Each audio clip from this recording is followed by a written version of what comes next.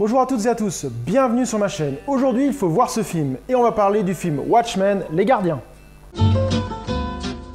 Alors Watchmen est un film américain d'action super-héros par Zack Snyder.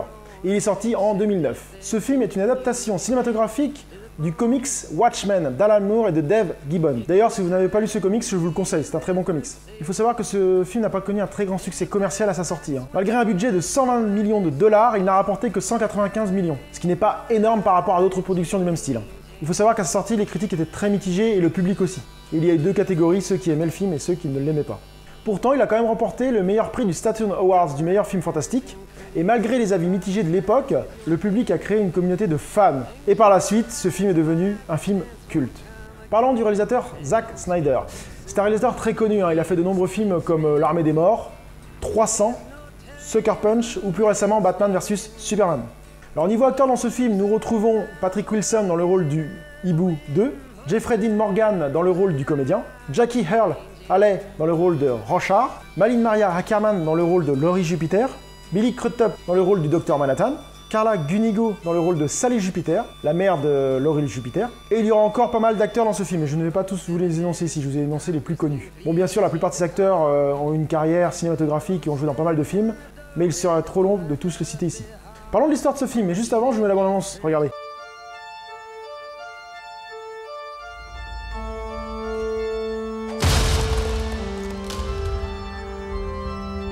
J'imagine que le moment est venu.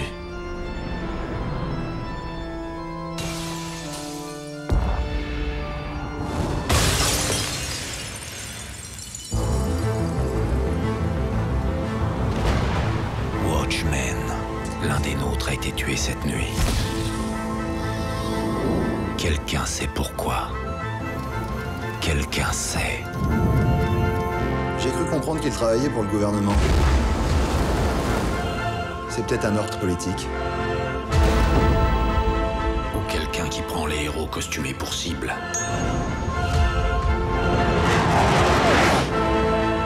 Selon John, il va y avoir une guerre nucléaire.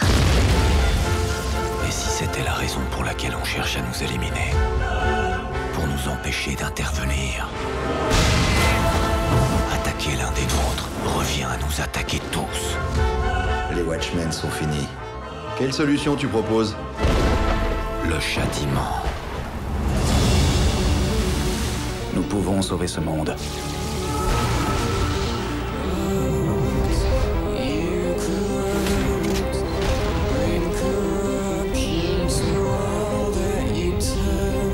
Pourquoi sauverais-je un monde auquel plus rien ne me rattache?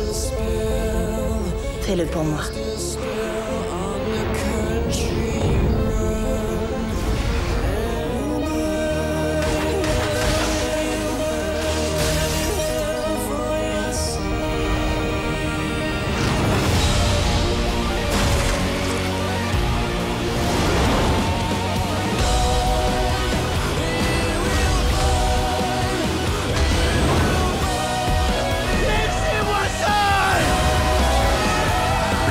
Lèvera les yeux et criera « Sauvez-nous » et dans un murmure, je dirai « Non ».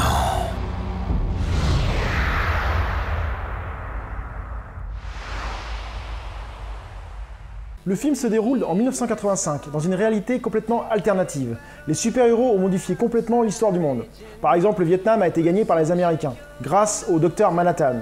Un autre exemple aussi, la guerre froide est toujours d'actualité entre la Russie et les États-Unis. Et encore un dernier exemple, Richard Nixon est toujours président. Après 5 mandats, dans l'histoire de ce film, deux grandes équipes de super-héros se sont formées. Nous avons les Minutemen, qui ont été constitués à la fin des années 30, et ensuite les Watchmen qui ont été créés à la fin des années 70. Suite à pas mal de problèmes avec ces super-héros justement, l'État a décidé que les super-héros costumés seraient interdits par le gouvernement, et donc illégaux. Donc tous les super-héros ont pris leur retraite, sauf deux.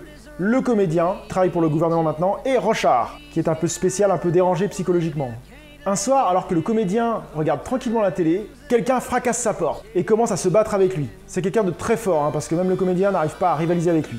Et là, après le combat, il est projeté contre sa fenêtre et tombe de son immeuble dans le vide et s'écrase par terre. Et le comédien est mort. Alors Rorschach décide d'enquêter sur ce meurtre, car il se dit si le comédien était tué, pourquoi nous on ne serait pas visé aussi? Et donc il enquête et contacte les anciens des Watchmen. Il va voir le hibou qui lui dit que bon, il faut pas qu'il s'inquiète, c'est voilà, et le comédien lui traîne dans un truc qui lui a coûté la vie, ainsi de suite. Et il va voir le docteur Manhattan qui s'en fout royalement. Tous les anciens Watchmen font leur vie, ils s'en foutent de ce qui s'est passé pour le comédien. Remarque, c'est un peu logique vu que le comédien est une pourriture et une raclure. Mais Rorschach n'en reste pas là, il décide d'approfondir son enquête. Et au fur et à mesure que l'enquête avance, il s'aperçoit que le monde risque un grand danger. Surtout si aucun de ses anciens camarades, les Watchmen, ne s'en occupe. Je m'arrête ici pour le scénario, pour éviter de vous spoiler le film, surtout si vous ne l'avez jamais vu. Alors pourquoi voir ce film? Déjà, ce film change vraiment des autres films de super-héros. Hein. Les super-héros qui sont dans ce film ne sont pas clean, ne sont pas réglo. La plupart sont même, pour moi, plus super-vilains que super-héros. Certains sont même limite, comme je le disais, le comédien, c'est vraiment une vraie ordure ce gars-là. Et d'autres, comme le Dr Manhattan, ont une personnalité vraiment unique, ils s'en foutent du monde. Ce qu'il faut savoir, c'est que Monsieur Manhattan est surpuissant, c'est un Superman dans ce monde, hein. Même pire que ça, je dirais que je pense qu'il pourrait même tuer Superman, je pense. Parce qu'il a des pouvoirs, il peut modifier la matière, il peut détruire les atomes et créer des atomes. Donc je pense que même Superman ne pourrait pas résister au Monsieur Manhattan. Enfin, Monsieur Manhattan est ultra puissant.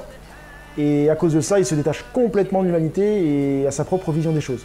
Un autre point aussi positif dans ce film, c'est les scènes de combat. Hein. Elles sont vraiment bien réalisées. On a quelques petits ralentis qui donnent un peu plus de puissance au combat et qui apportent vraiment beaucoup de choses. Bien sûr, pour ceux qui ont lu le comics, la retranscription est pas trop mal faite, à part quelques changements par rapport au comics, surtout vers la fin. Hein. Zack Snyder a vraiment fait à sa sauce, mais je trouve que c'est pas si mal. Le final est pas mal. Hein. Je trouve qu'il a bien géré.